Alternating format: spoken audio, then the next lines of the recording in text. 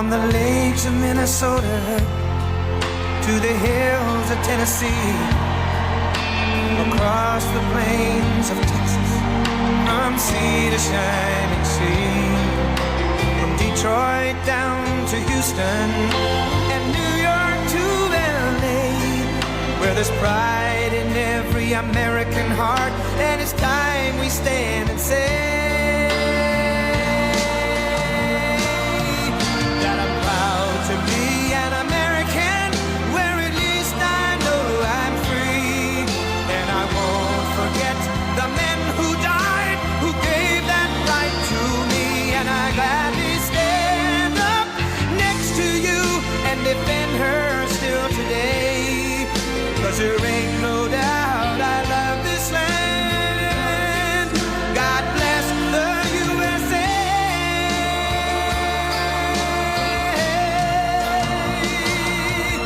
And I'm proud to be an American, where at least I know I'm free, and I won't forget the men who died, who gave that right to me, and I gladly stand up next to you and defend her still today, 'cause there ain't no doubt I love this land. God bless the USA.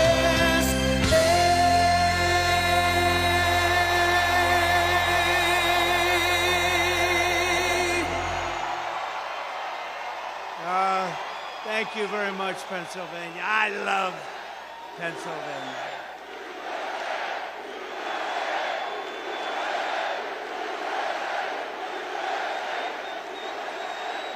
Thank you very much. Thank you. I really give a very big hello to Pennsylvania. It's great to be back in this beautiful Commonwealth with thousands of proud, hardworking American patriots, which is what you are. Think of this. Who would believe this? 80 days from now, we are going to defeat a communist known as Kamala Harris. She's a communist. Most radical left person ever to run for office. This is not what this country needs. We've had enough of them.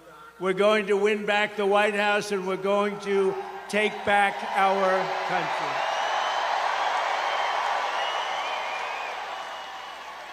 Kamala Harris is a super left liberal who ruined San Francisco, ruined California, and delivered a badly broken economy, a badly broken border, which gave us a dangerous world of chaos, death, and destruction. Just take a look at what's happening today.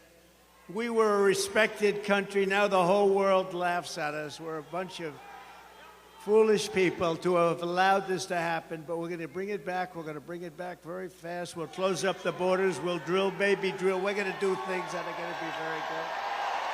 Very good, very fast. It'll happen very quickly. But she breaks everything that she touches, but soon we're going to fix every single problem. Kamala Harris and Joe Biden, Crooked Joe, what happened to Biden? I was running against Biden. All of a sudden, I'm running against somebody else. It's true. You know, it's interesting. I said, who am I running against? Harris. I said, who the hell is Harris? You don't know. Who the hell is Harris? You know, she was the first one out last time. She was the first one to lose, and now all of a sudden she's running. She never got a vote. They are a threat to democracy. Remember that.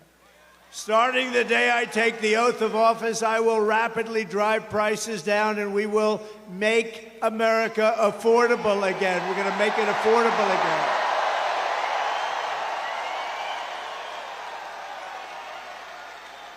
Under Kamala Harris and crooked Joe Biden, the American dream was dead, and it is dead. It's dead as a doornail. They'll never bring it back unless we win. If we win, we're going to have the American dream alive, all for your beautiful children, your grandchildren. We'll have the American dream. We'll be back with us.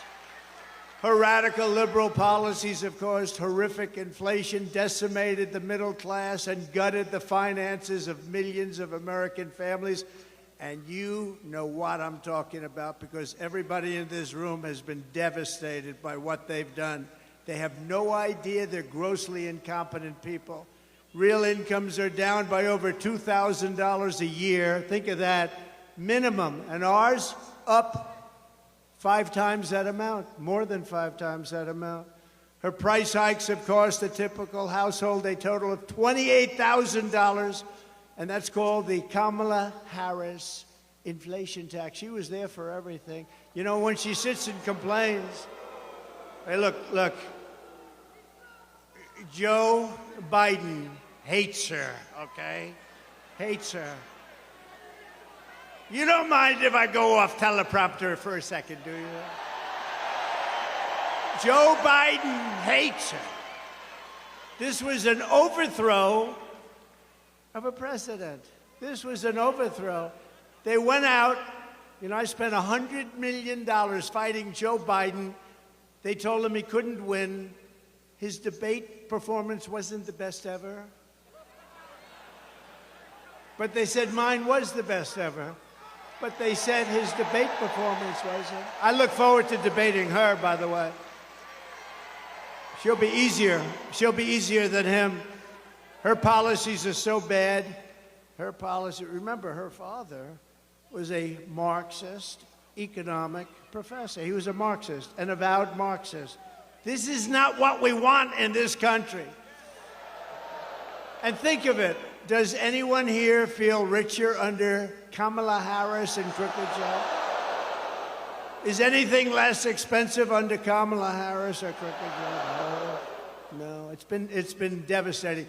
Inflation has been devastating under this group of people that have no idea what the hell they're doing. Are you better off with Kamala and Biden than you were under President Donald J. Trump? I don't think so. You know, they do polls on this stuff, and I'm at like 93%. I said, so why are we having an election? They didn't have an election. Why are we having an election? How would you like to be Biden? He's working, he's spending money, he's trying. They wanted to have a debate. That's the thing that started it all. You know, if I didn't debate him, he'd still be running right now. But I believe she will be easier to beat than him because she's a truly radical left lunatic.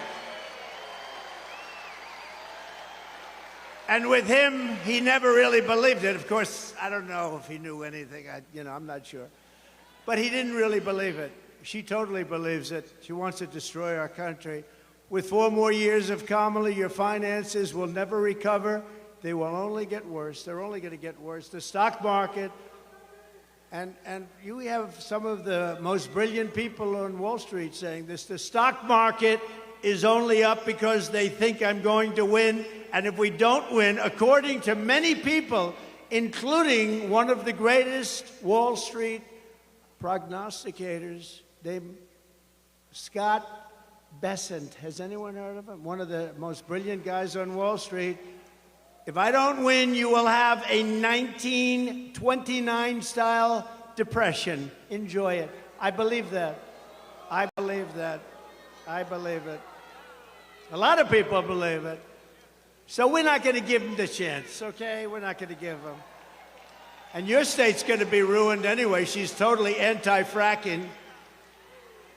She's been anti-fracking and anti-drilling, anti-oil and gas from practically the day she was born. All of a sudden, a couple of months ago, she said, oh, I'd love to have fracking. No, she won't have fracking. Vote Trump, and your incomes will soar, your savings will grow, young people will be able to afford a home, and we will bring back the American dream bigger.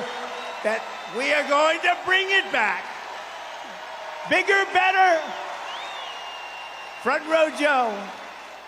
Bigger, better, and stronger than ever before. We're going to bring it back. Look at all these front row Joes over here. They've only been, you know, we have a couple of groups here. They're at about 222 events. Front row Joe, stand up, wave your hands. You guys are great. Patriots. But I have another group from a place called North Carolina. Has anybody ever heard of North? We love North Carolina. The beautiful ladies over there. This is number, what? 217. So this is number 217. And supposedly, they're happily married. How the hell does that work? Look at them. They're beautiful, and oh, there's a husband. Are you a husband? Who are you married to, husband? Oh, that was a wise choice. Beautiful, very nice. How do you handle it, right? How do you handle it? But they're great women, and they've been with us from the very beginning. They were with us from the beginning in 2016, when we had the 4 greatest years this country has ever had. They were with us then. Thank you very much. North Carolina. We're doing well in North Carolina. Thank you, darling. It's nice to not have to travel to California and other places, right? Yesterday, Kamala laid out her so-called economic plan. She says she's going to lower the cost of food and housing starting on day 1. But day 1 for Kamala was 3.5 years ago. So why didn't she do it then? So this is day 1305. We're at 1305. So why isn't she doing it now? Why doesn't she get away from her nice little place with her wonderful husband, go to Washington and do it now? You could do it right now. Why does she go to the convention? Because it's a rigged convention, obviously. She got no votes. He had 14, you know, Sleepy Joe had 14 million votes. She got no votes. She failed. She was the first one out. She failed. She never got to Iowa. Great state, Iowa. We're going to win it big. The farmers love Trump, and I love the farmers. But she never got to Iowa. She was the first one to quit, and now she's running for president. I don't know. Somebody's going to have to explain our system to our many enemies all around the world. They're watching this saying, this place doesn't make a lot of sense anymore. Everything Kamala Harris says in her speeches is a lie. You know, she gets up and just lies. I was watching her yesterday. She talked about all the taxes I was going to raise. I never said that. I'm lowering taxes. Yesterday, she got up. She started ranting and raving that Donald Trump wants to put a tax on gasoline, a tax on food, a tax on medication, a tax on clothing, a tax on every single thing that was ever invented. Your hat he's going to tax. Your shirt he's going to tax. He's going to tax your wife. He's going to tax your husband. And I'm saying, I never said any of that. They make it up. I mean, here's the truth. Kamala wants to put massive taxes on American jobs and American industries. I want to cut taxes on Americans while putting tariffs on China and foreign countries to bring our jobs back home to Pennsylvania and to take in billions and billions of dollars. You know, I'm the only one that ever took in any money from China. China was really hitting us hard, ripping us apart. That means many, many presidents. And what happened is I put a tariff on, then I raised the tariff. We took in hundreds of billions of dollars from China. And Biden can't, it's so much money, he's trying to rescind it for a couple of reasons. Number one, he got a lot of money from China. Got like, didn't he get 3.5 million, 4 million? That they know of. But he got a lot more than that. His family made a lot of money with China. He wants to get rid of the tariff, but he can't because there's so much money they can't do anything with the budget. A tariff is a tax on a foreign country. That's the way it is, whether you like it or not. A lot of people like to say, oh, it's a tax on us. No, no, no. It's a tax on a foreign country. It's a tax on a country that's ripping us off and stealing our jobs. And it's a tax that doesn't affect our country. And you could see hundreds of billions of dollars of tariffs on other countries also. I took in hundreds of billions, and nothing happened to us. They make less money. And you know what? Our jobs come back because there's no tax if they build their factory in Pennsylvania. There's no tax if they build their factory in the United States. So what do? In order to avoid paying the tax, they say, let's build a place over here. No tax. Come on over. We love it. Just hire our people. That's all you have to do. It's very simple. You know, as we speak, And this really goes to Michigan more than you, but I look at Michigan and South Carolina, a lot of other places that do the auto stuff, and they are building some of the biggest auto factories in the world right now in Mexico, right off our border. They think they're going to make cars, not pay any tax, and sell those cars into the United States. Not going to happen, not with me. They're building some of the biggest auto plants in the world. And you know who owns those auto plants? They're built, they're made, and being built in Mexico. You know who owns them? China owns them. China's very smart.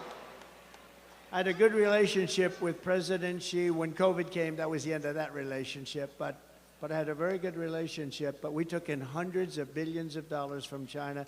Think of it, Bush, Barack Hussein. Did you ever hear of Barack Hussein Obama? Have you heard of him? There are those that think he is currently running the country. Does anybody think?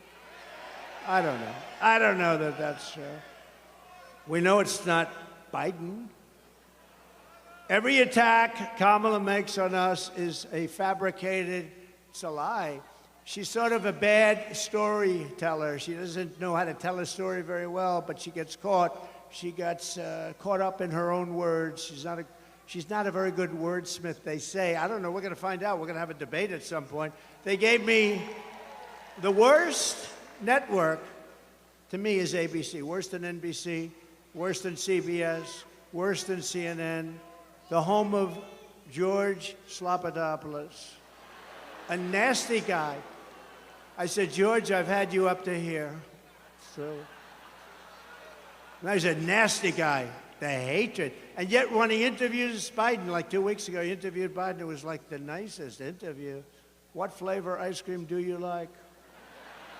George, I tend to like vanilla very much. With me, they get into a lot of subjects that a lot of people don't like talking about. But ABC's the worst. And that seems because they won't do it on Fox. They've turned down the Fox. You know, I've approved 3 debates. They've approved 1. The only one they've approved was their network. And now it came out in the New York Times, of all places, that the head of the news and the head of the whole thing practically is Kamala and her husband, lovely husband, best friend. Her and her husband are best friends with Kamala and her husband. And I'm supposed to do the debate. But you know, with Biden, they thought I wouldn't do it. So they offered me something that I couldn't accept. They said, the debate is at CNN in front of no audience. So far, I'm 0 for 2. And see, they didn't want to do the debate. That would have been a good idea if they didn't do it, but I was going to accept anything. And I guess we'll do it here too, right? We'll accept anything, because otherwise she's not going to debate. She doesn't want to debate. But they said CNN and no audience, and we want to have you sit down. I objected to that. They wanted us sitting behind a desk. I said, give me a break. We have to at least stand for the American public. Wouldn't that be nice? So that was the only thing. And I would have done it if they insisted. No, I would have sat down if they insisted, but I thought it was sort of a little strange.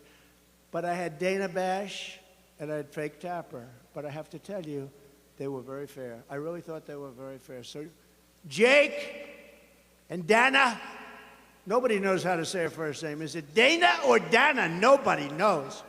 It's been going on for 20 years. She's been around a long time. Is it Dana or Dana?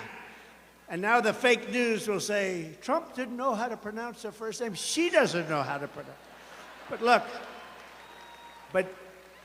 Dana and Jake, I used to call him Fake Tapper. Now I call him Jake Tapper because he treated us very fairly, and so did Dana. Treat me very fairly. I think it was, just about neutral. But he kept saying, he gave very short answers because he wasn't really doing too well. And I kept saying, I'll take it. But what happened? Sir, you have 92 seconds left. This is not what he wanted to hear. Right, David? They said, you have 92 seconds left. Going to be your next senator, I'll tell you. David McConnell. I hope you can vote for him. I hope you vote for him. I hope you vote for him. He's a great gentleman, great hero, actually, in many ways. He's a great guy. But so they gave me this thing, and they assumed I was going to turn it down. So I have the wrong network, I have the wrong anchors, I have no audience. I like an audience, I love people, you know. It's oftentimes a mistake. Everything was wrong. So what we'll do is we'll offer him this thing that he can't accept, he won't accept it, and then we'll say, Trump didn't accept the debate. He's afraid to negotiate against Biden because Biden's so sharp. You know, he's so sharp. He's sharp like a razor. So, but I surprised them. I said, I'll take it. I'll take it. And people said, are you crazy? I said, look, it's the only way you're going to debate. If we do anything else, they're not going to accept it. And these people are the same way. They offered me, we were supposed to have Fox on September 4th, and they said, no. I accepted it. I don't even know what's going to happen because I've accepted it. They haven't. So maybe they show up, maybe they don't. But I think it's sort of on for September 4th, but I don't think they're going to come. And then we go and we do the debate with ABC. ABC, again, I call it ABC fake news. So bad. They're so bad. They're so dishonest, in my opinion, very dishonest people. But I find them to be the worst. And I'm a professional at this, you know, because I watch who treats me the worst. Now, NBC is horrible. CBS is horrible. They're all horrible. These are horrible human beings. But who treats me the worst? ABC fake news treats me the worst. And that's where they want it, where her best friend, it just came out the other day, nobody told anybody about this, is the head of the whole deal, right? But I'll probably say, I'll take it. Because you know what? They're not gonna do a debate. But just remember, these are phony, fake, disgusting people that hate our country. Remember that.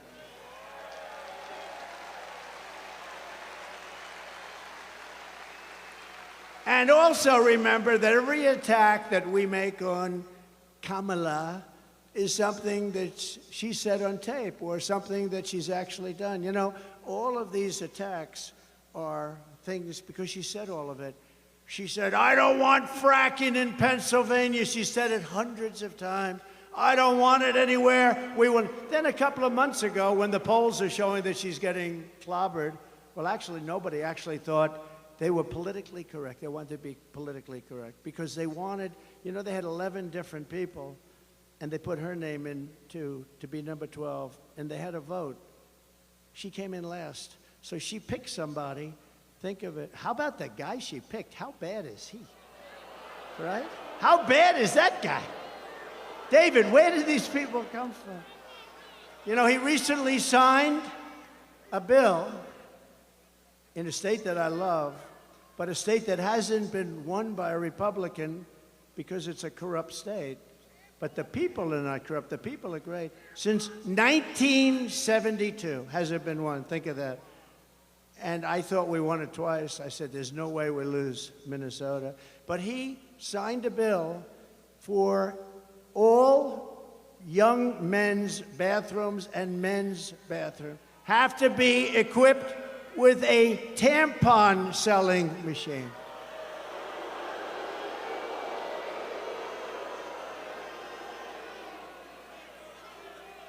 And she turned down your governor. By the way, just so you understand, I know some of you probably like him. I don't think he's a good person. I don't think he's good. I don't think he's good. But they turned him down because he's Jewish, okay? That's why they turned him down. Now, we can be politically correct and not say that. I could say, well, they turned him down for various reasons. No. They turned him down because he's Jewish. That's why they turned him down. And I'll tell you this, any Jewish person that votes for her or a Democrat has to go out and have their head examined. Because if you see what's happening with Israel and Jewish people right now, there has never been a more dangerous time since the Holocaust. If you happen to be Jewish in America, there's never been anything like it. I'm seeing things, I can't even believe it. And we want to bring about unity and peace and everything else. It looks like they're going to have nothing but riots out there in Chicago. It's really a sad thing, but they turned him down for that reason, and they turned him down for a couple of other reasons too, but the primary reason was that he's Jewish. And you don't think I know what goes on in their campaign? I know it well. I know it very well. She's a nation wrecker who is more liberal than crazy Bernie Sanders. You know crazy Bernie? He's pretty bad, right? She is substantially more radicalized than crazy Bernie. You cannot have her as your president. She ruined San Francisco. She ruined the state of California. You know, she was the district attorney and she was the attorney general of the state. I heard the other day, and this isn't anything, I'm just saying, they'll say he was rambling. I don't ramble. I'm a really smart guy, you know, really smart. I don't ramble. But the other day, anytime I hit too hard, they say he was rambling. Rambling? You know, I get up and I make a speech. I go for sometimes 2 hours, 2.5 hours, because, you know, people are waiting outside for 3 days, 4 days. You guys were waiting out there for a long time. Front row Joes are waiting out. I don't know how you guys do it. And I feel I have an obligation to speak and speak in a certain way and speak a little bit longer. You know, how would you like it? A guy's waiting with his family for 3.5, 4 days. They have a tent, and the tent is set up. They have hundreds of them, and they wait. And then I walk in, speak for 15 minutes, and leave. I don't know, somehow. Would that be okay, North Carolina? I don't think so, right? They want me to speak all day. You know, when I leave, I did one 2 hours and 15 minutes, and I'm leaving, and they're screaming, "No, sir, more. We want to hear more." I said, "I can't. I can't speak more. What the hell else am I going to say? Our country's going to hell. That's all I can say. We're a nation in decline." You know, we were talking about that before. My phrases are copied so much, right? I use the term oftentimes in closing, we are a nation in decline. We are a failed nation. And I think it's a beautiful phrase, although I don't like the topic very much. I don't like what it represents, but there's a certain beauty. All of a sudden, all of these candidates, including Republicans, are saying we are a nation in decline. We are a failing nation. And I say, you know, what the hell do they have to copy me for, right? But they have a lot of words that they copy. Many of our words, we were in the plane before coming in, and our people said, we went through a list. I think we're going to release a list. Let's release it. But so many of our phrases they copy. I should be, really, that should be a nice thing, not an insult. But crazy Bernie Sanders has said a lot of things, and one of the things he's arguing about is who's more liberal. And after about 2 minutes, he gave up. He said, this woman is nuts. Look, people say, be nice. Have you heard her laugh? That is the laugh of a crazy person. That is the laugh of a crazy. It's the laugh of a lunatic. Have you heard it? You know, they prohibited her. They prohibited her for laughing. I've been waiting for her to laugh because as soon as she laughs, the election's over. But we're winning by a lot in Pennsylvania. I think the fracking got her. The fracking got her. But she has been prohibited from laughing. You know, she used to do an interview. She, who the hell laughs at an interview like that? You know, I'm interviewed all the time. I may smile. I mean, they're asking you questions about things that it's not really it's not like a comedy club. And she'd break out. That's one of the reasons she refuses to do interviews, I think, because she laughs. It's so horrible. No, it's so horrible. But you know, she hasn't done an interview like in 30 days or something like that. And I do one every day. If I pass, I just did one backstage. I just did one backstage with a very good reporter. But you're supposed to, don't you sort of have an obligation? You know, you're running. They're going to try, this is her form of the basement. Now, the basement for him was good because, you know, they had COVID. They didn't want him to catch COVID. He ended up catching it anyway. But, you know, it's a very dishonest, the whole system is very dishonest. But she should be at least talking to the press. She hasn't done anything. But she's prohibited from laughing. They said, your laugh is horrible. Never laugh, ever. So she's walking around with her mouth like almost sealed shut. She won't laugh. I want her to laugh. and then we'll just claim victory. Ladies and gentlemen, I'd like to thank you very much. But we have a little video that we just put up. Would you like to see it? Go ahead, just one. Yeah, I am radical. We need to get radical about what we are doing and take it seriously. As President of the United States, I am prepared to get rid of the filibuster to pass a Green New Deal. There's no question I'm in favor of banning fracking. We have to have a buyback program, and I support a mandatory buyback program.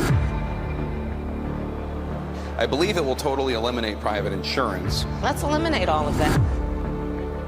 But would you support changing the dietary guidelines? Yes. You know, the food pyramid, what people Yes. Yes. to reduce red meat specifically. Yes, I would. Raise your hand if your government plan would provide coverage for undocumented immigrants. Where do you stand on defund the police? This whole movement is about rightly saying we need to take a look at these budgets.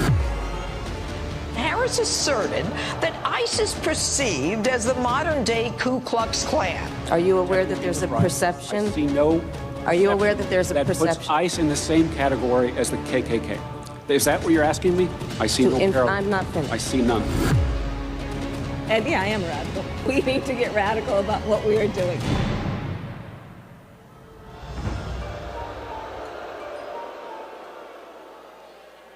Now, over the years, and right up until the present, she wanted to openly defund the police. How do you like that?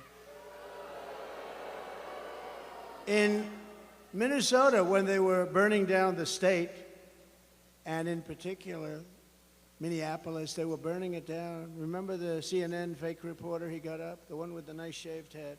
He got up. This is a peaceful rally. This is a rally of love. Behind him, the entire city was burning. It looked like World War II, right? And by the way, speaking of World War II, she will bring us into World War III, and it'll be a war. That'll be a war like never before because of the weaponry. No more army tanks going back and forth shooting.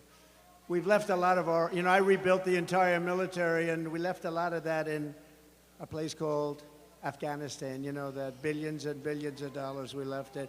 In the most embarrassing moment in the history of our country, we left billions of dollars, 13 great soldiers killed, think of it, left many hostages, many people have been left behind. But think of what happened there. We got out in disgrace. We should have gotten out with strength. I was getting out. We would have been out even sooner, but strength, dignity. We would have kept Bagram, the big air base. You know who occupies Bagram right now? China, because it was 1 hour away from where China makes its nuclear weapons, not because of Afghanistan, but because of China. But China occupies it right now. Thank you very much, President Xi. Enjoy our billions of dollars of construction that took place years ago. They spent billions of dollars many years ago. 1 hour away, think of that, where they make their nuclear weapons. It's so embarrassing, the stupidity of the people that have run our country, but we did things the opposite way. We were very smart. We were very respected. We're a respected country. They respected your leader, your elected leader. But remember this,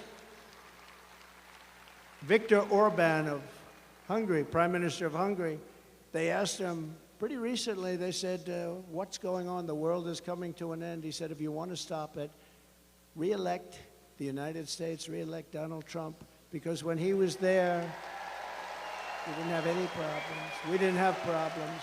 Russia wouldn't have happened with Ukraine. Israel would have never been attacked on October 7th, never. You know, Iran was broke. Iran was broke. They had no money. I told China, you buy oil from them, you can't deal with us. I told that to many countries, anybody that dealt there, so they didn't buy oil. Oil's the whole thing, the big deal. And they were broke. Now they have $300 billion. Think of it. They have $300 billion now. They have plenty of money. We're run by stupid people, and we have to change it. Oh, we're not going to have a country left. We're not going to have. We didn't let countries take advantage of us. France was going to charge our corporations tremendous amounts of money for doing business in France. You know this, David. David is very familiar with what happened. And I went to my people, I said, tell them we're not going to put up with it. They're not going to charge our companies because we want our companies to do well so they can employ people. It's sort of simple. I didn't even like a lot of the companies that they were dealing with. I should have said, oh, great, let them charge. What the hell do I care? But they're American companies. And I said to Emmanuel Macron, I said, call him because my people failed to make a deal. I said, you make a deal, you have 1 week, come see me. At the end of a week, they came to see me. Good people, smart people. Very smart people. Secretary of Treasury, smart guy, Mnuchin, others. They came back to see me. Sir, we're not able to make a deal. They're going to charge our companies a tax. I said, no, they're not going to do it. You don't understand. They're not going to do it. Come back and see me. You have 1 more day. They came back. Sir, they won't do it. They've already passed it in their so-called legislature. We're not going to do it. They're not going to be able to stop it, sir. I said, we'll stop it. Get Emmanuel Macron on the phone. I got him on the phone. Emmanuel, how are you? So nice to talk. Oh, Donald, it is so nice to speak to you. It's beautiful. I wish I had his accent. I would have been president 20 years ago.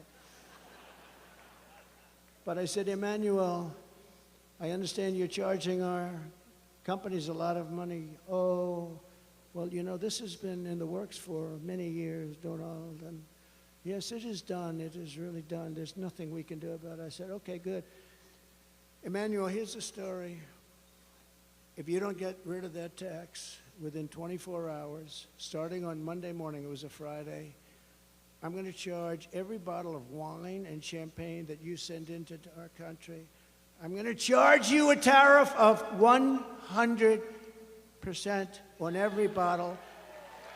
And you will not be sending too many bottles of champagne and wine.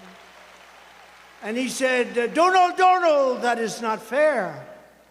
That is not fair. I said, no, it's not fair for you to be charging American companies to do business in your country. No, it's not fair, Emmanuel. Emmanuel, get back to me in 5 minutes and let me know. He called me back in 2 minutes. He said, Donald, we have decided that we will not be charging you any taxes for the American company.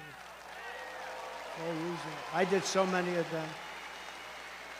I did so many. I could stand up here all day and tell you different stories. I just used the telephone. I could stop the war with a telephone. I could stop what's happening in the Middle East with a couple of telephone calls properly played. Horrible. Horrible, horrible, horrible. We have people that are, they're babies. In many ways, I guess they're stupid, you know. People say, please don't use bad language. Please don't call people stupid. They're stupid people. How else do you describe it? I want to use a different word, a more sophisticated word than stupid. But there's no word, it's a perfect word. They're stupid people. I think they're also, by the way, if I might, they're also corrupt. They really are. They're corrupt. They get a lot of money from a lot of people. We're not going to let this socialist lunatic, and she's a socialist lunatic. That's the other thing.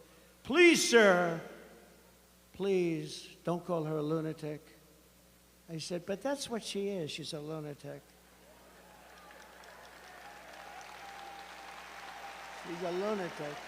She's going to destroy our country. And she's going to break our economy even more than it's broken. We have a broken economy. Our supply chain is gone. You know, you order something now. I don't know how many of you are in business, or even if you're ordering as a personal order, the order doesn't come. The supply chain is broken. Who ever thought of it? We never even talked about supply chain.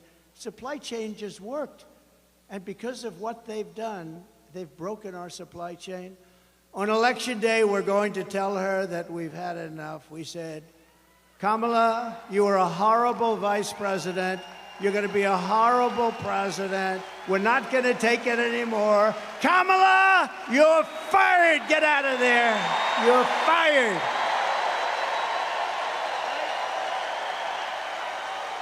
Not going to take it anymore, Kamala.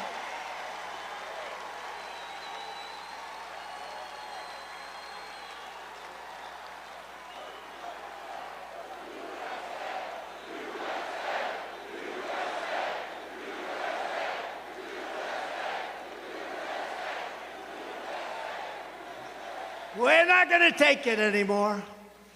We have a country to save. And how about the fake news? Oh, look at them all back there. Look at all those cameras. Look at all those cameras. Wow. Look at all those cameras, all those fake writers. Look at them. I mean, Time magazine, think of this. Time magazine doesn't have a picture of her. They have this unbelievable artist drawing her. And I said, is that Sophia Loren? I couldn't. Who might that be? Is that Elizabeth Taylor? They say she was a beautiful woman. Who is it? It's so beautiful. Drawing. It's a drawing. They took a lot of pictures. It didn't work out, so they hired a sketch artist. I said, I'm sure, oh, they must be celebrating the great life and times of the magnificently beautiful Sophia Loren. And you're not allowed to say this anymore. You know, David, don't ever get caught in this trap, David, please. Don't ever call a woman beautiful, because that'll be the end of your political career. Please. I want to make your life much easier, David. By the way, he's also got a great wife, I have to say. He's got a great wife. But, you know, I mean, I read a so-called Republican who Ronald Reagan didn't like, by the way, and she didn't like him, but she got credit for being this Reagan speechwriter. Highly overrated. I don't know anything about her. I don't know her. Treats me badly, but that's okay. She called it wrong. She's called it wrong now for about 8 years. But she said one thing that got me. She said Kamala has one big advantage. She's a very beautiful woman. She's a beautiful woman. So I decided to go back and reread the clause. I'm not saying he's, but I say that I am much better looking than her. I think I'm much better. Much better. I'm a better looking person than Kamala. No, I couldn't believe it. She said, you know, I had never heard that one. They said, no, her biggest advantage is that she's a beautiful woman. I'm going, huh. I never thought of that. I'm better looking than she is. In her speech yesterday, Kamala went full communist. You heard that? She went full communist. She wants to destroy our country. After causing catastrophic inflation, Comrade Kamala announced that she wants to institute socialist price controls. You saw that. Never worked before, never ever worked. This is the Maduro plan, Venezuela. Maduro plan of like the old Soviet Union. They tried it. How did the Soviet Union work out? It became Russia, a smaller version. It was a smaller version. It will cause rationing, hunger, and skyrocketing prices, just like their Inflation Reduction Act caused. One of the great scams of all time. They got it approved with a beautiful name, Inflation Reduction, because inflation under their system has been so bad. It's gone up much more than 50%. You know, they say 30, 40, 50, much more. People are being devastated. They're being devastated. But it's gone way up, way up. And they made a big mistake. Yesterday in her speech, I think she said, I had to play it back. You know, I love the playback controls you have nowadays. They used to call it TiVo. Now they have TiVo. I think it's the single greatest invention. It's better than television, because television would drive you crazy if you couldn't do a playback, right? Now I can play back. I heard the statement, and I heard that statement that she made, and I said, you know, she made a statement yesterday that from her time in office, essentially, prices have gone up by 50%, something like. I said, did she just say that? I said, that speechwriter is going to be fired. In fact, we took that section and we actually made a commercial on it. And we got the best commercial of the week. And we didn't do anything. We just played her back. But here's the problem. The things that she said yesterday don't work. They have never worked. They've never been used many times before in many other countries. They've never worked. They've just never worked. They've been used oftentimes, many countries, and in every single event, it ruined those countries. It's a communist system.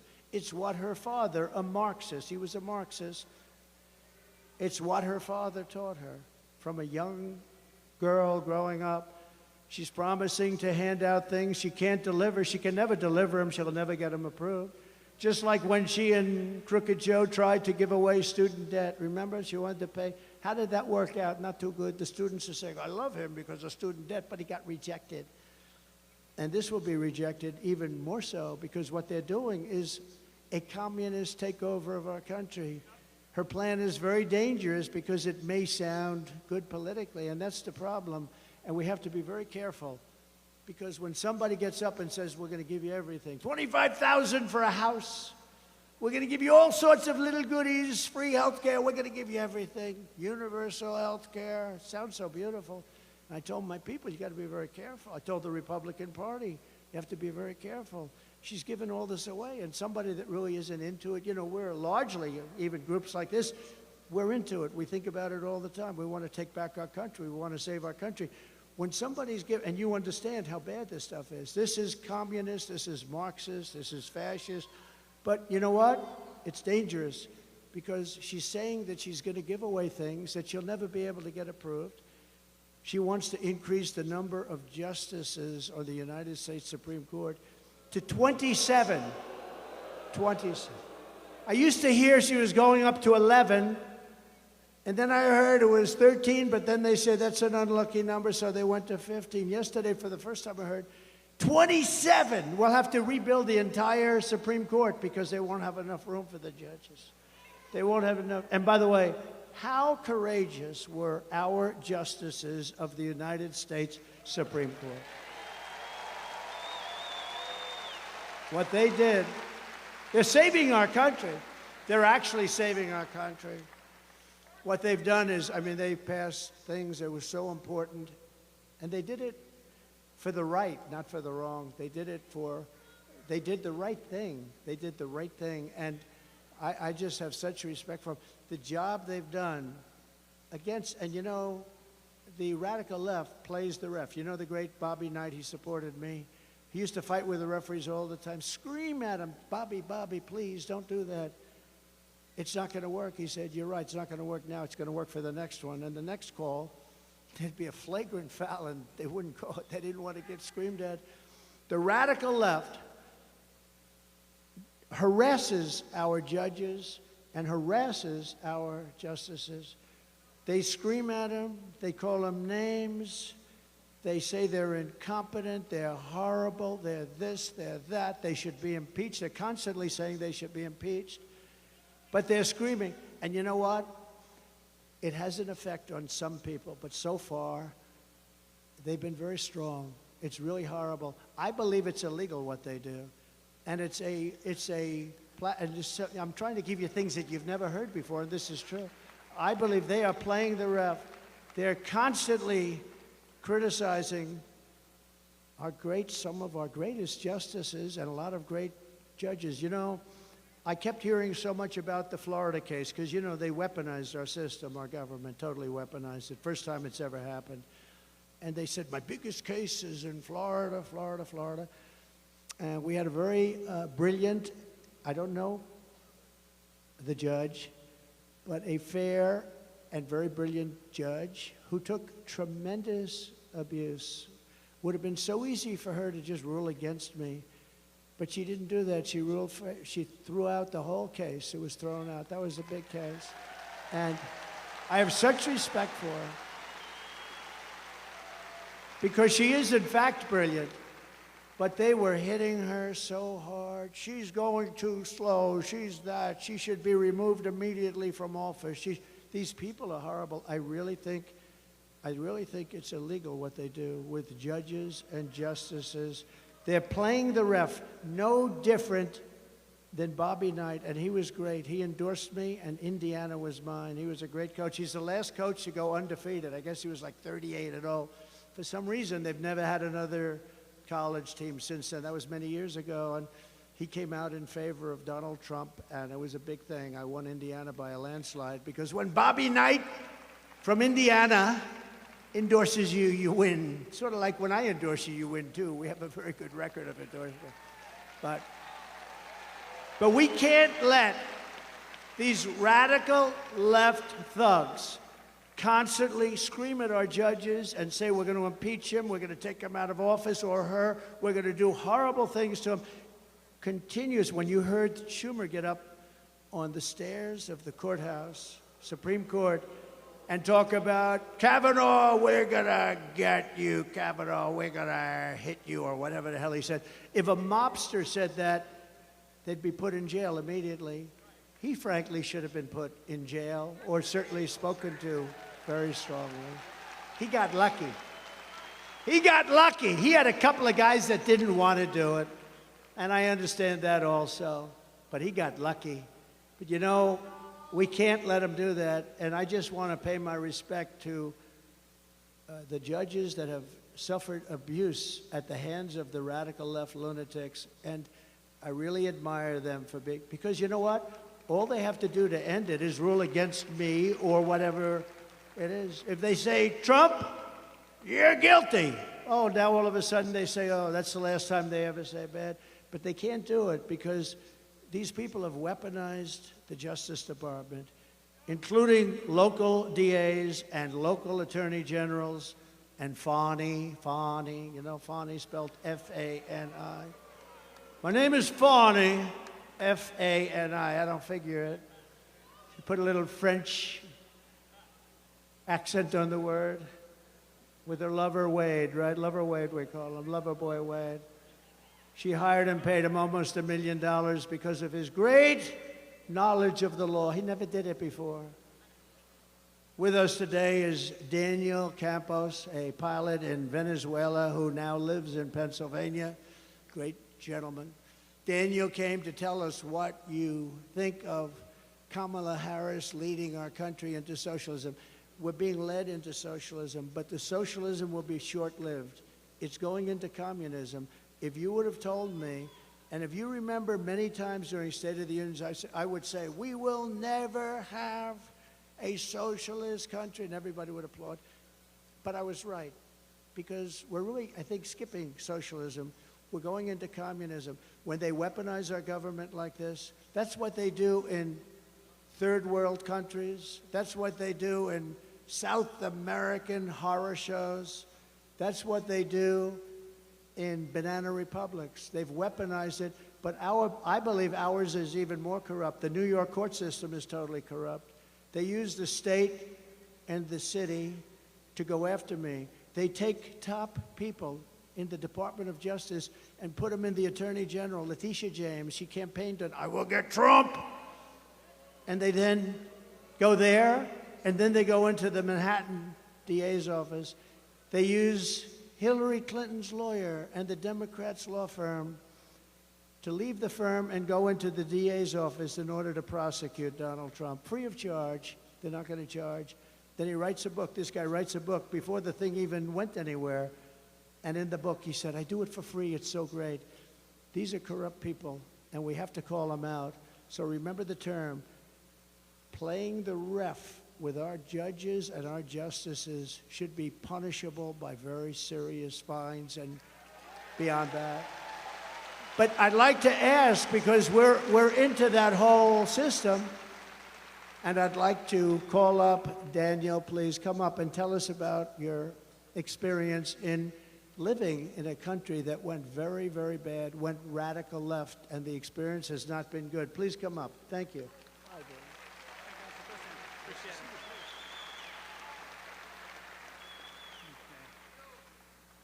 All right. First of all, hi everybody. Thank you for coming here and supporting the president.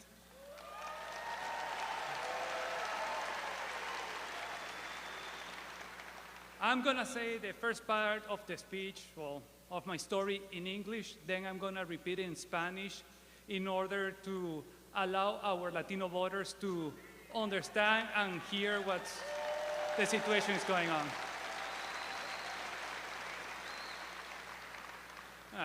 First of all, as the president already said, I'm from Venezuela. I left the country in 2007 because of communism. I still have family there. There's been family that left that has left even before me or are continuously living little by little. But going further back, my grandparents from my mom's side were from Cuba. They were at university when the communist revolution was going on, and they ended up leaving to Venezuela. They only had the money they received for their wedding present, and they were living in a mid-house, going to school, and trying to move ahead. My granddad ended up becoming a doctor and had a family raising 3 children, my mom and my 2 uncles. When in the early 1990s, Chavez did a military coup, and right after he ran for president, my granddad saw the similarities to what was happening in Cuba, and he told everybody that would listen to him that it was coming. And everybody was like, no, this is Venezuela, this is not Cuba, this will never happen to us. And guess what? It happened to us, and has been happening to other Latin American countries as well. So when they tell you here, it will never happen, that's not true. We lived it, now here we are. So in 2007, we ended up leaving because the socialists and the government started changing the education system to make it more like the Cuban education system. It might ring a bell to what's going on here as well. So it's extremely important for everybody to keep this in mind. And if you don't mind, I'm going to switch to Spanish for our Latino speakers. Thank you. Para todos los latinos americanos, gracias por venir aquí y soportar al presidente Trump. Es importante que entendamos que lo que ha pasado en nuestros países en Latinoamérica puede pasar aquí. Como mencioné, mis abuelos son de Cuba, se fueron por el comunismo, llegaron a Venezuela, sin ninguna base, solo un poco de dinero, salieron adelante y mi abuelo se convirtió en doctor y crió a mi madre y a mis 2 tíos. Cuando Chávez hizo el golpe de Estado y después corrió por presidente, mi abuelo trató de advertir a todo el mundo que esto era exactamente como Cuba. Nadie le hizo caso. ¿Qué pasó? Chávez entró y 20 años después aquí estamos. Tienen que recordar que si pasó en un lugar, puede pasar aquí también. No crean que porque Estados Unidos, gran economía, no puede pasar. Puede pasar y vamos encaminados. Al menos que tomemos un paso diferente. Y yo por eso pienso que Trump es la mejor persona para hacerlo. Going back in English, that we are going on a path that is taking us to what Venezuela became. And the only way right now that we can avoid keep going down that path is making Trump president again.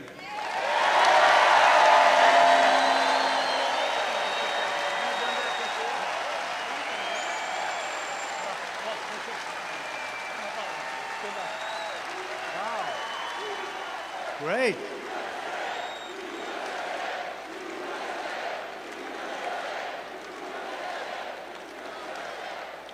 What a fantastic job. I said, have you done that before? He said, no, sir. You are something. All right. Next what office is he going to run for? I think we're going to endorse him so fast. Thank you very much. No, it's such a problem because, you know, it's a very dangerous situation. She's giving everybody free everything. It's never going to happen. Remember, the college debt, the student debt they were going to give, it never happened. It was just all talk. Then he said after getting totally rejected, he came up with another plan, which is even dumber. But what happens is they talk. These things will never happen, but it's very dangerous because politically, maybe somebody says, oh, that's great, that's great. It's the end of our country. We can't do it. We can't do it. So I really appreciate that. That was beautiful. It was so well done. Amazing. Thank you. In addition to defeating Kamala Harris, you need to defeat your terrible Democrat Senator Bob Casey. You know, I've been in Washington for a long time. I mean, I barely met the guy. You know, most of these guys I get to meet in one form or another, for better or worse. I hardly know this guy. I never really remember meeting him. He obviously created a great impression, but he's not a hard worker. He's cruising on his father's past. I met the father. I think I knew the father better than I knew the son.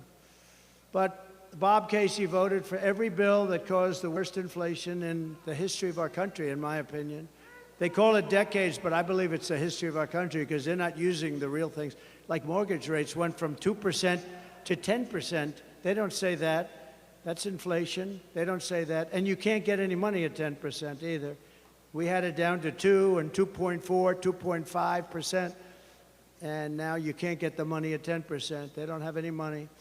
He voted to open borders and the war on Pennsylvania energy. You know, Bob Casey voted against all of this stuff, against your state, but you don't know it because, you know, you have other jobs. You're not watching Bob Casey. That's why you need to fire Bob Casey, and you have to elect a man named David McCormick for the U.S. Senate.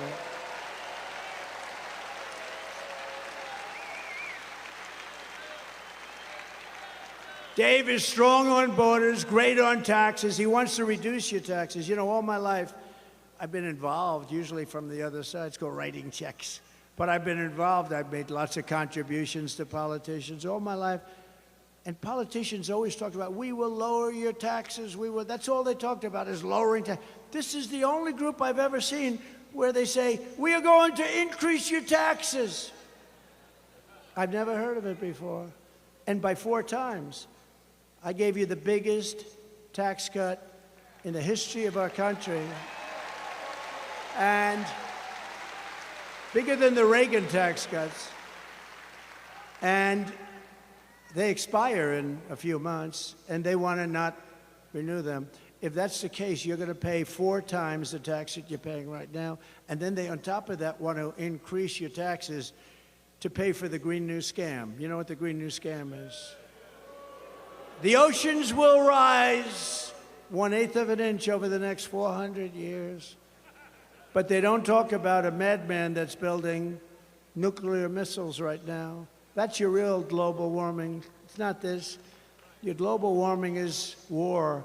Your global warming is going to be nuclear weapons. Nobody talks about that. They don't ever mention it, but they talk about an ocean that's rising, which will give you slightly more beachfront property if it happens. Now think of it, but they don't talk about somebody that's got very evil intentions. Look at Iran. I stopped them from building a nuclear weapon, but this guy is going to give it up.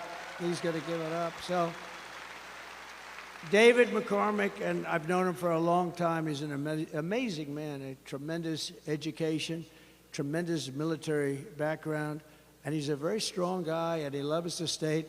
I really hope you give him a chance. It's not easy, and I was just talking to him. You know, a guy's been in office for years. He's done nothing. He's done nothing. In that way, it's good, but in another way, it's tough because, you know, you've seen his name a little bit. You don't even see his name.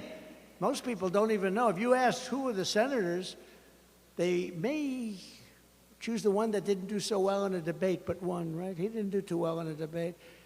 I wonder who did worse in the debate, Biden or him?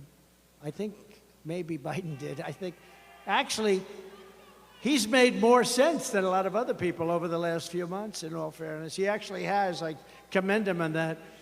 But nobody knows about Casey. Nobody knows about him, even though he's been there for years. His father was there for years.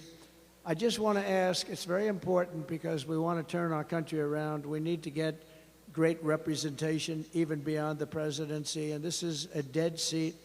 It's a seat that voted with this group of people, Barack Hussein Obama and Biden, and her, because she was a part of it. You know, she's now trying to claim that she has nothing to do with Biden. She had nothing to do with the administration. They put him on. Now, maybe they change it, because I said this a couple of days ago. Usually when I say something, they immediately change it, so I can't say it anymore. But they gave him speaking on Monday night. Now, maybe have they changed it? I don't think so. Monday night is considered on a convention Death Valley. It's Death Valley because people aren't watching Monday night. So they deposed a president. It was a coup of a president. This was a coup. Nancy Pelosi, crazy Nancy, she's crazy as a bedbug. Crazy Nancy went in and laid it out. And she never thought he was good because she's smart, cunning, nasty, mean, but she's crazy. And she went in and she said, you getting out? And he said, no, I'm not. Only God will get me out, right? Isn't that what he said? Only God. And within about 24 hours, he announced that he was going to get out. And he won it. He went through a primary system. She didn't. He beat her in the primary. She ran along with 22 people. She ran. She was the first one out because she was no good. She was no good. And now she's running. And this is not what our country is all about. And he feels terrible, and he's a very angry man. I watched him yesterday. He's a very angry man. I think he hates them more than he hates Donald Trump, and that's hard to believe. I really do. He's an angry man, and he should be an angry man. They walked in, and they stole the presidency of the United States from him. Now, I think he was a terrible president. I think he was the worst president in the history of our country. I think that Jimmy Carter is the happiest man on earth today. He's not a young man, because Jimmy Carter's presidency was brilliant by comparison to this. But she was a big part of it, and she's going to be an even bigger part. Now she wants to give our whole country away. And just as Daniel and others have said, I mean, our country's going to die, and yet it's scary because she's given so much away. I mean, who's not going to vote to get some money for a house? It's never going to happen. It's trillions of dollars. It's never going to happen. But who's going to vote? I mean, people will maybe vote for this. I said before, it may be good politics, but it's going to destroy our country. The Washington Post, one of the most evil print journalism. They've lost a lot of people over the last couple of years. It's nasty. They came out with an editorial excoriating her. Actually, I spoke with Jeff Bezos just for almost the first time. I met him once before, and he was so complimentary on the way we handled the horrible situation that took place recently, and I appreciated that. But we talked a little bit about the paper, and their radical left paper. They excoriated her in today's editorial, excoriated her. And I give the Washington Post tremendous credit. I believe the New York Times did or is about to do the same thing. But when they're going after somebody because they're far, it's not even left. Every single country that's done this, it's been done many times because it's so easy to say, I'm going to give you this, I'm going to give you that, we're going to put price controls on food. How do they do that? We're going to say the beans are going to cost this, cereal's going to cost. Does it work? And what happens is you end up with huge inflation and no product because you can't make it anymore because they lose money hand over fist. So it doesn't work. But it's scary because sometimes people vote for it because it sounds good. It sounds good, but it's really bad. We're going to give you tax cuts. We're going to give you additional tax cuts. We made our country wealthy. We made our country better than it had ever been before.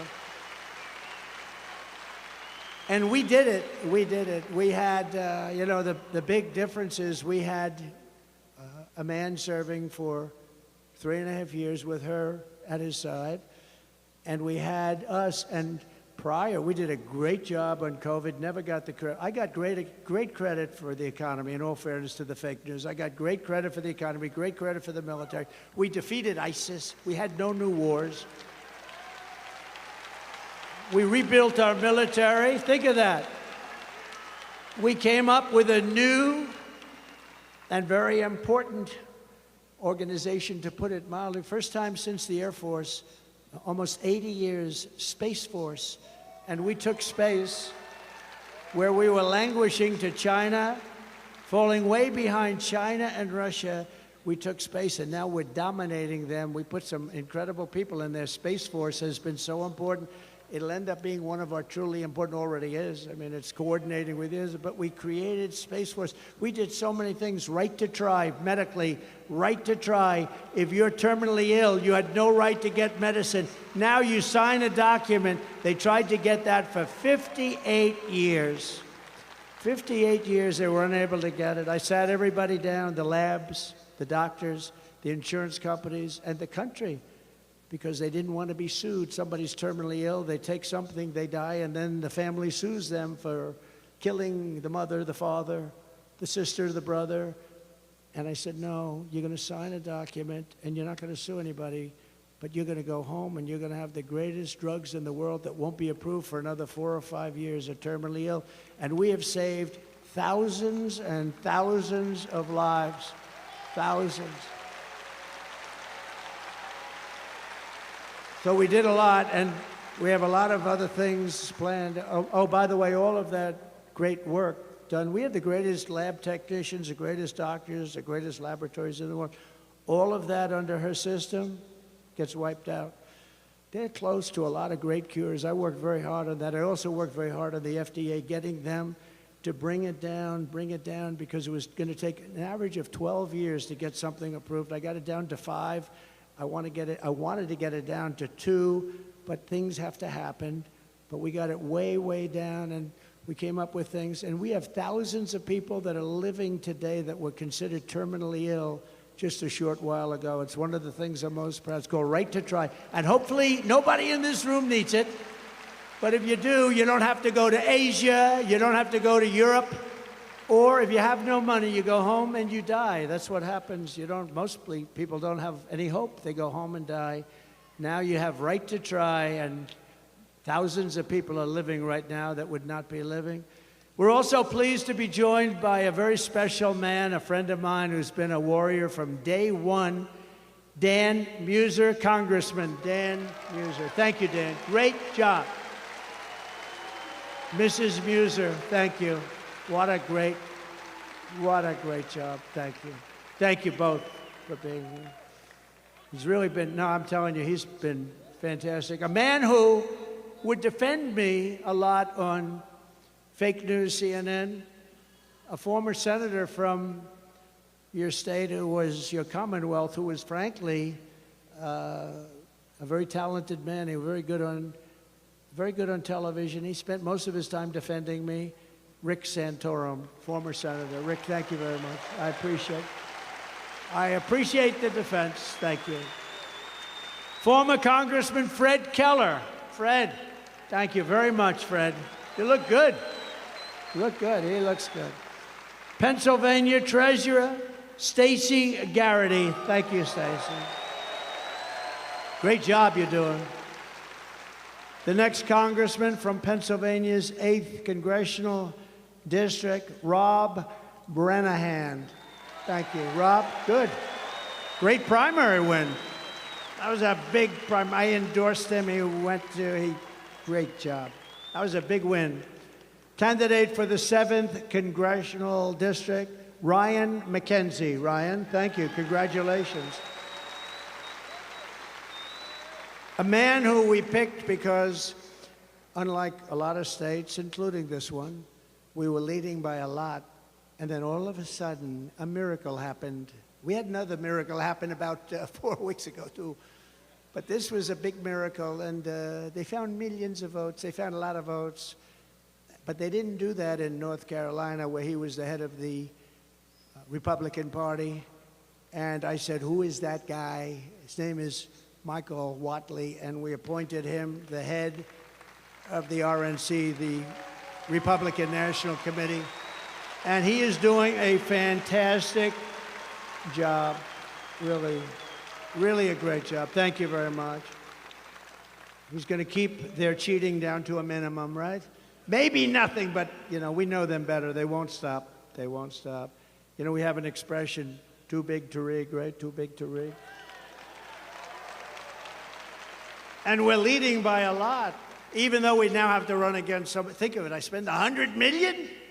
Now I have to run against somebody else. Is that fair? I think they should reimburse me for the $100 million. Who wants to collect? Does anybody want to go and collect? I'll get front row Joe to collect. The mayor, who's really a wonderful man, by the way. Mr. Mayor, it was good meeting you. Carl Curran. Thank you, Carl. Thank you very much. Thank you, Carl. Good man. New York's Broome County DA, Paul Battisti. Paul Battisti. Thank you, Paul. Thank you. Good job you're doing. I wish you were in Manhattan. It would be very...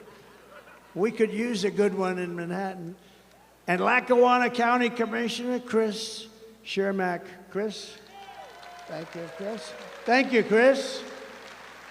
Good job. On my first day back in the Oval Office, I will immediately sign an executive order directing every cabinet secretary and agency head to use every power we have to drive prices down. But we're going to drive them down in a capitalist way, not in a communist way.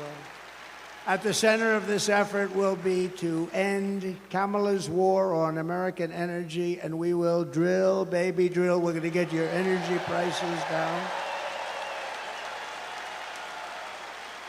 We're going to get your energy prices down by 50%. The Kamala presidency will mean death for Pennsylvania energy. Remember that. It'll mean death for Pennsylvania energy. Kamala imposed a natural gas export ban to cripple Pennsylvania energy producers. You do know that she's against this whole energy thing that you have going, which is by far the most important thing you have from an economic standpoint, a job standpoint. She's against it. Kamala supports a carbon tax on the working class, and she's vowed that she will ban fracking, which means 423,000 plus at least 150,000 jobs beyond that.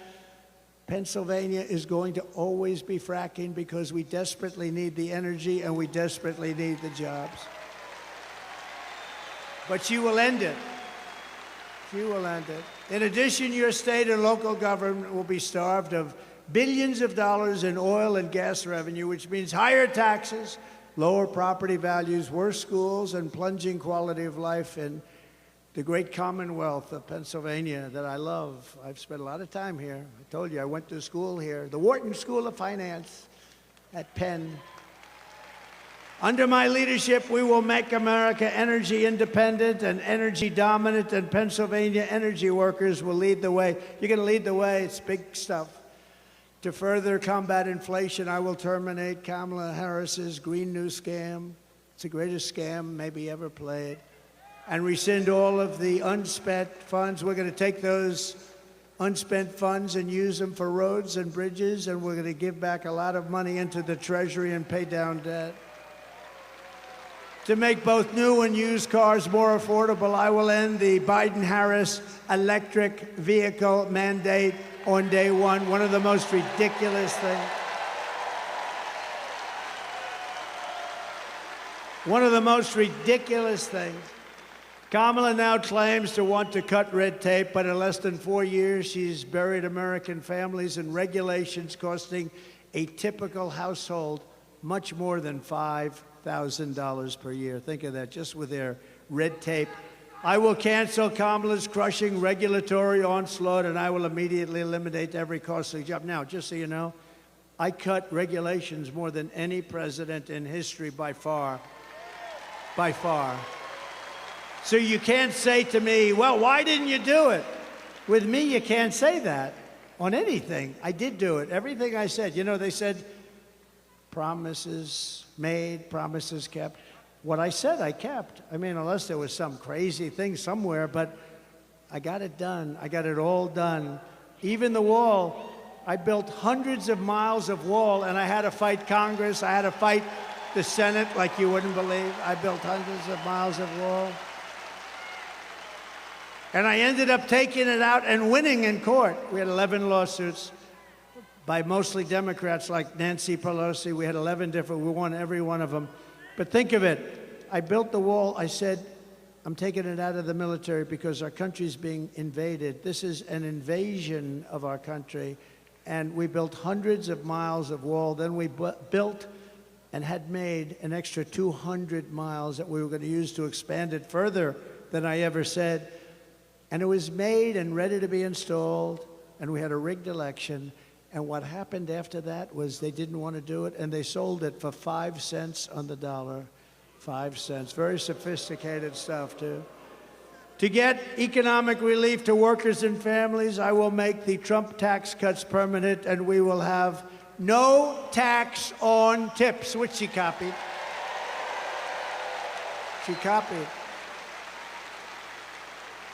You all know by now, she came out a few days ago and she said, there will be no tax on I said that months ago. But here's one that she hasn't copied yet. to help seniors on fixed incomes who are suffering the ravages of horrible inflation caused by Crooked Joe and Kamala. There will be no tax on Social Security. So get out. And I get it done. I will get it done. They won't. They haven't even promised it to you, but they won't get it done if they do. And I will always protect Social Security and Medicare for our great seniors, just as I did for 4 incredible years. By contrast, Kamala Harris has a 3-step plan to destroy Medicare and Social Security. She's going to destroy your Medicare. She's going to destroy your Social Security. First, she has thrown open our borders. Second, she is flooding our country with millions and millions of low-wage migrants and giving them welfare, free health care, food stamps, public benefits. And third, she wants to make them all citizens of the United States. Many of them coming from prison, many of them coming from mental institutions, and many are terrorists. She wants to make them citizens, dumping them onto Medicare and dumping them into your beautiful Social Security program. Remember, for 4 years, I saved Social Security. I never gave an increase. I never raised the age by 5 years, which is what they're going to end up doing. With me, it's staying the way it is. We have a lot of ways we're making money. We don't need to take it away from our seniors. The millions of illegal aliens pouring in under border czar. She was the border czar, right? She was the border czar. Now, about a month ago, she said, I wasn't the border czar. She was the border czar. But it doesn't matter. She was in charge of the border, 100%. But border czar Harris are coming in from the worst places, some of the most dangerous countries in the world. And as I said, they're emptying out their jails and prisons, and they're emptying out their mental institutions, and they're dumping them into our country. What's happening to our country is shocking. It's unacceptable. And we have no choice. We're going to do the largest deportation in the history of our country. We have no choice.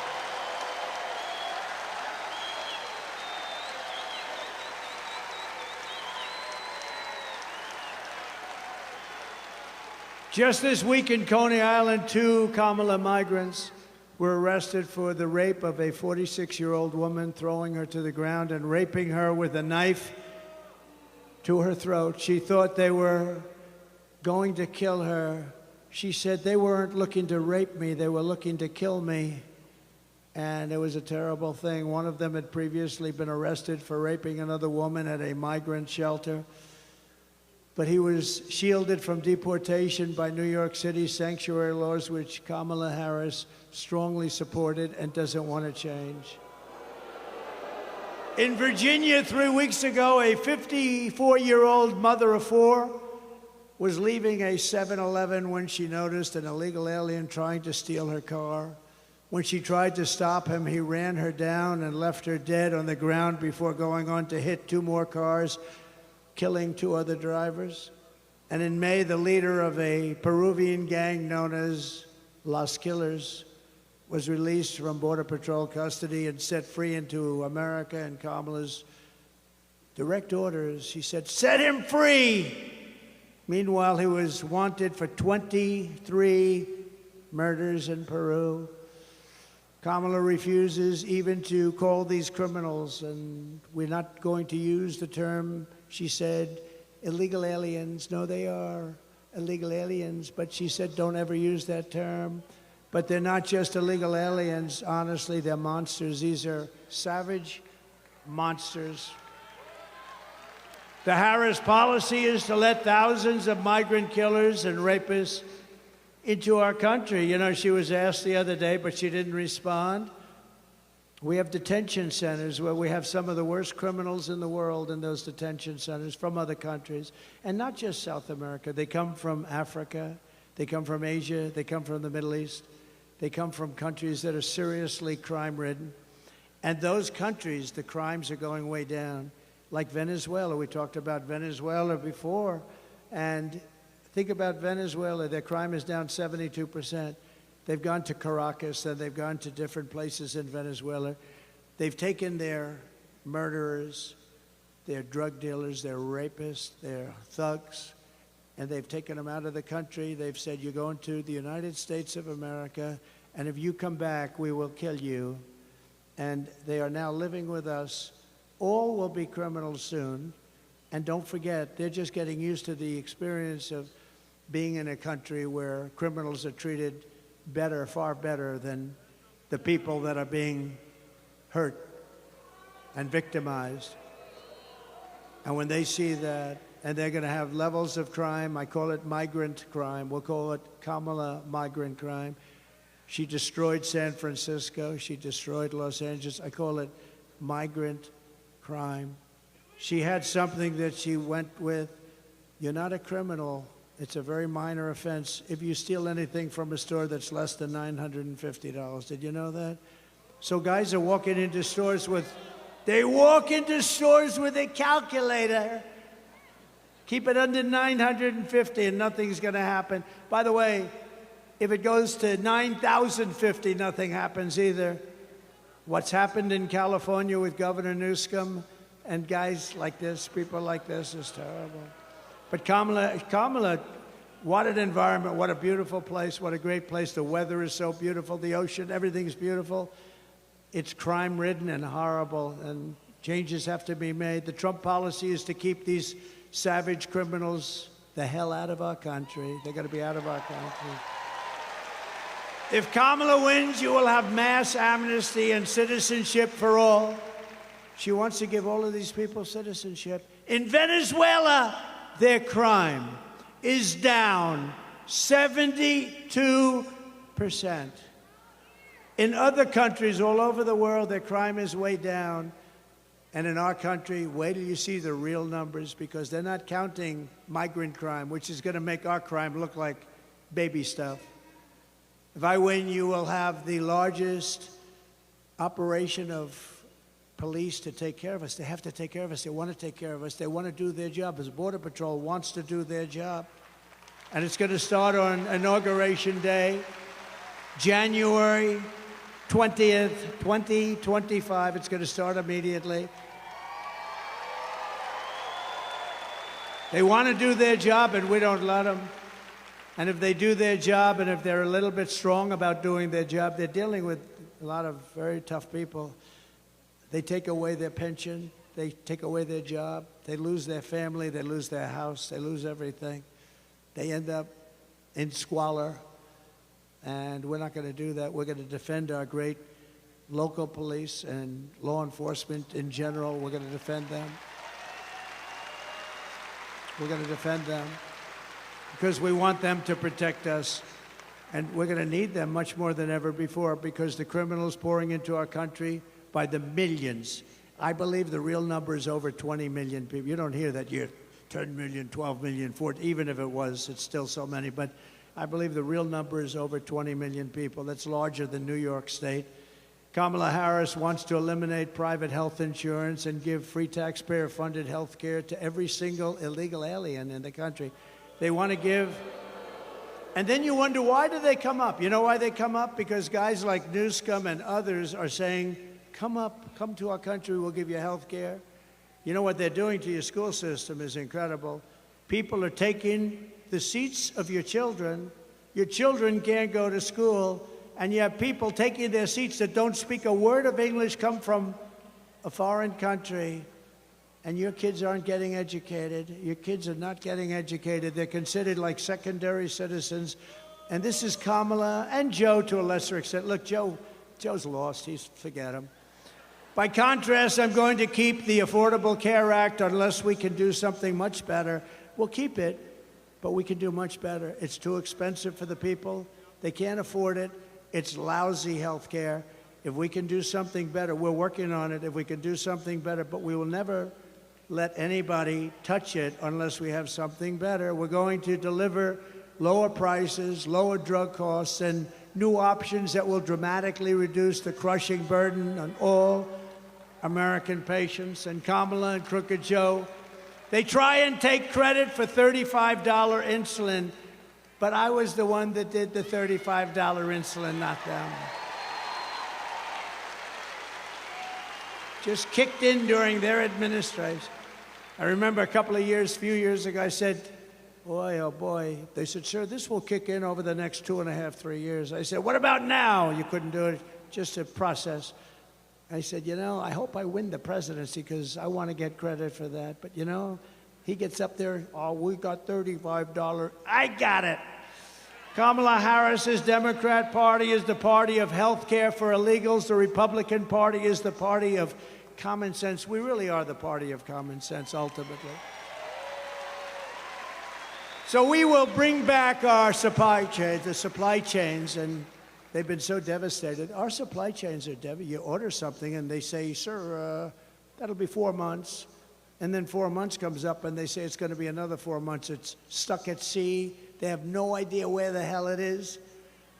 But we're going to bring them back from China and other foreign countries, ending costly supply chain disruptions, and they are really bad.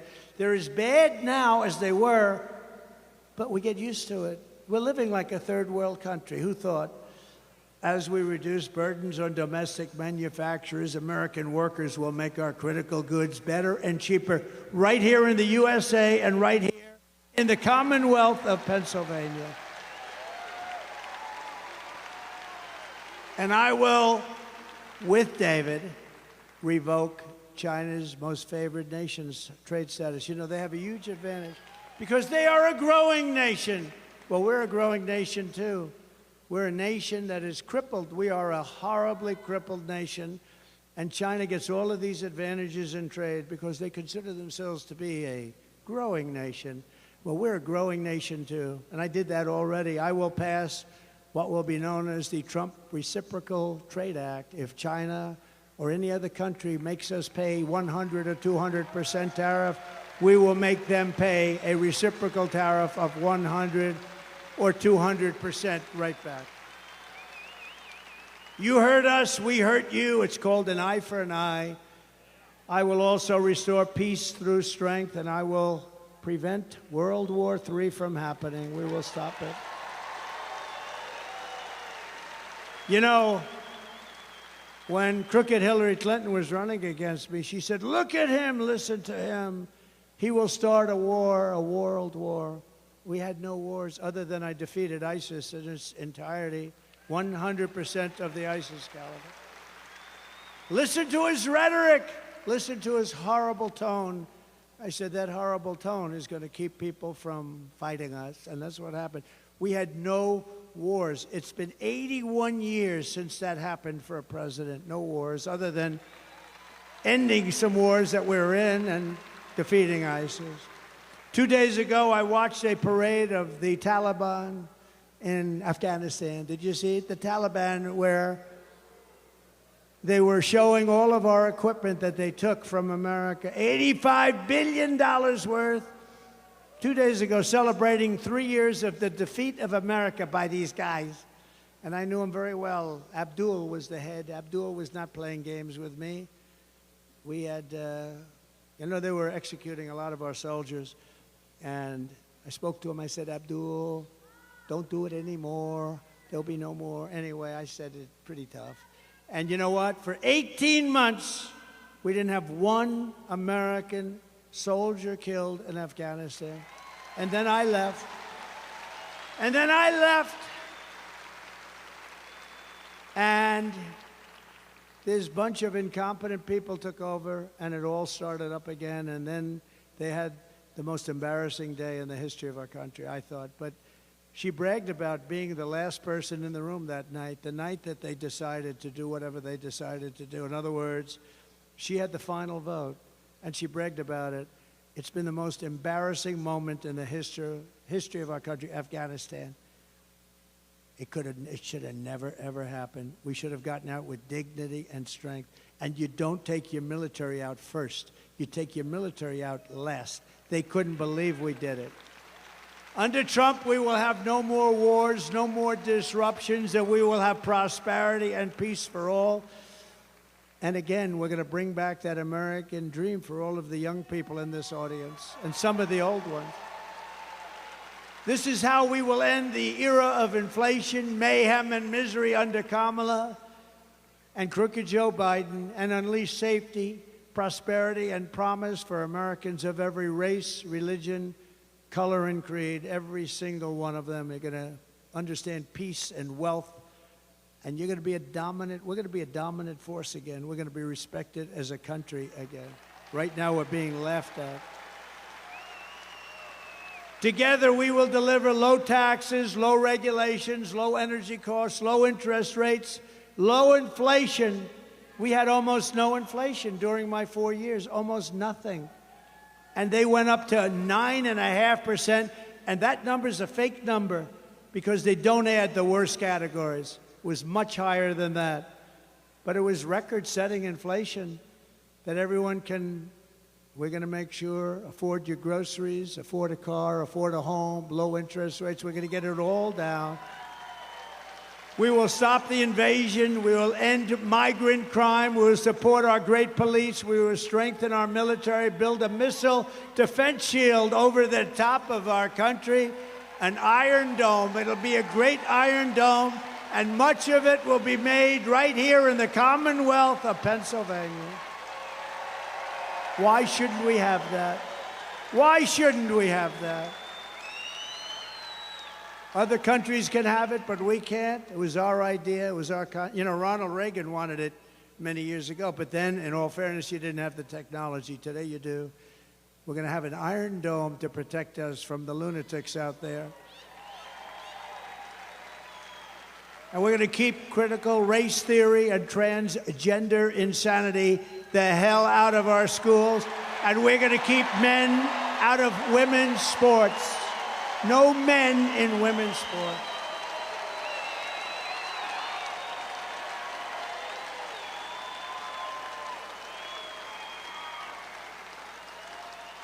Did you see in the Olympics? They had two transitioned. They transitioned. They were men, they transitioned to women, and they were in the boxing. And a young Italian woman was boxing one of the transitioned men, and she got hit with a jab, just boom. A jab is not like the hard. This is the harder one, right? If you're right-handed. Boom. And she backed up. She said, what just hit me? I just got hit with a horse. What just hit me? Think of that. Then he did it again. Boom. And she said, okay, that's enough. 2 jabs. Then the other one, and by the way, he went on to easily win the gold medal. He just walked through everybody. He won the gold medal. Then there was another one, a transitioned man, and he also won the gold medal. He transitioned, and he won the gold medal very easily. So the 2 fighters won the gold medals very easily. And she came out, the Italian girl, beautiful girl, very good boxer. And she said, nobody's ever hit me like that. 2 jabs. She said, I've never been hit. She just said, that's enough, that's enough. It's crazy. It's so demeaning to women. How about the weightlifting? Hundreds of pounds more, hundreds. Records that haven't been broken in 18 years. 1/8 of an ounce here, 1/8 of an ounce. And they can't do it. You could do it. They can't do it. And a guy comes out, excuse me, a transitioned person. Ching. How much more is that? Oh, that's 128 pounds more. How crazy is this? Our country has gone crazy. And we're going to put it back on track. We are the party of common sense. We will defend the Second Amendment, restore free speech, and we will secure our elections. Everyone will prosper. Every family will thrive. We're going to be a thriving country again. And every day will be filled with joy, opportunity, and hope. Right now, it's filled with sorrow. It's sorrow. People are so embarrassed by what's happening to our country. They're waiting for Iran to drop weapons all over Israel, but it hasn't happened. You know why? Because our country is willing to pay them billions and billions of dollars. How about where they negotiate? I had 58 people we negotiated and we didn't pay. 58 hostages I got out, 59 I think, and got them out even from North Korea, the toughest. Had a good relationship with Kim Jong-un, but I got them out. But you never pay, because once you pay, you gotta pay. How about we pay $6 billion, $6 billion and we get some out, and in the case of Russia, they get the Prince of Doom. You know who the Prince of Doom, the greatest arms dealer, they say, in the history of the world, and they got him, and we also gave $6 billion. It's so embarrassing, so embarrassing. And the world is watching. And you know, when you pay $6 billion, all of a sudden people are going to be disappearing from the streets all over the place. And it's a very bad precedent is being set in many ways, including the weaponization of our government. You know, I could have done that with Hillary Clinton. And I said to myself, how would it look? We're trying to unify the country. How would it look if I had arrested and put in prison the wife of the President of the United States? I thought it was not good. And then they do that to me. They want to put me away. But you know what? I get indicted for you. To me, I'm just here. I'm just standing in their way. I said to them, fellas, you know, I was no fan of Hillary, but I said, how would it look if we put her in prison? We're going to put Hillary Clinton, the wife and a Secretary of State, we're going to put her in prison, but we never did this stuff. And then I came along. It's double standard. They do. They want to do it to me. So far, they've been very unsuccessful, but they would like to. We must defeat Kamala Harris, and we must stop her country-destroying liberal agenda, liberal like nobody's ever seen in the history of our country. So get your friends, get your family, register, volunteer, get out and vote for that guy right there, David. The radical left Democrats rigged the presidential election in 2020, and we're not going to allow them to rig the presidential election in 2024.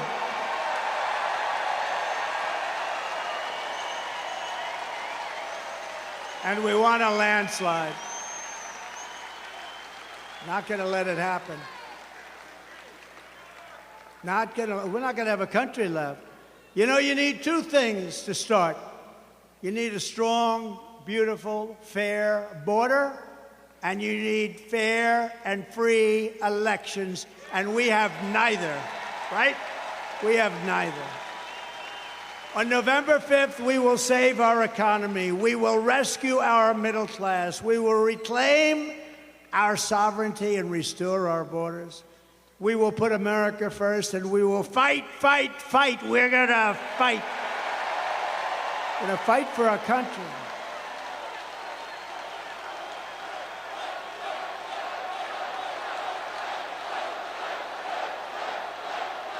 Thank you.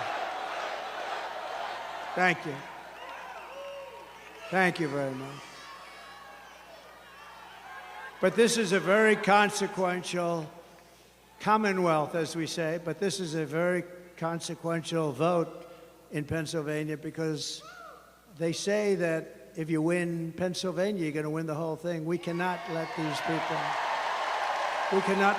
people win Pennsylvania. That includes David. Can't let it happen. And together we will make America powerful again. We're going to make it powerful, powerful. We will make America wealthy again. We will make America strong again. We will make America proud again. We will make America safe again. We will make America free again. And we will make America great again. Thank you very much, Pennsylvania.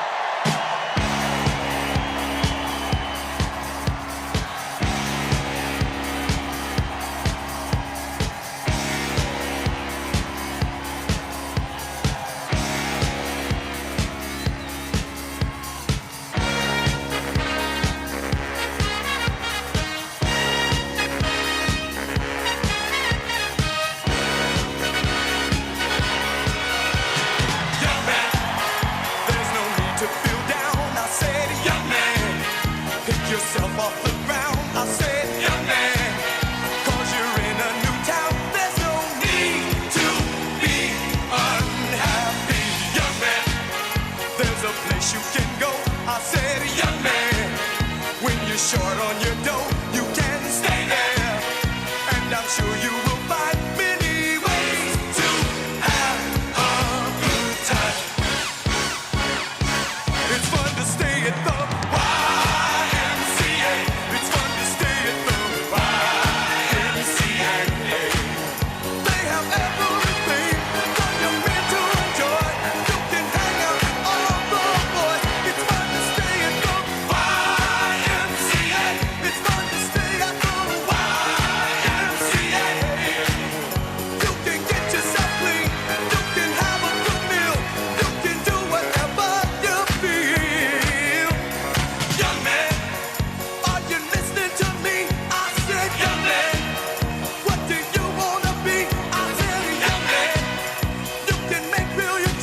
but you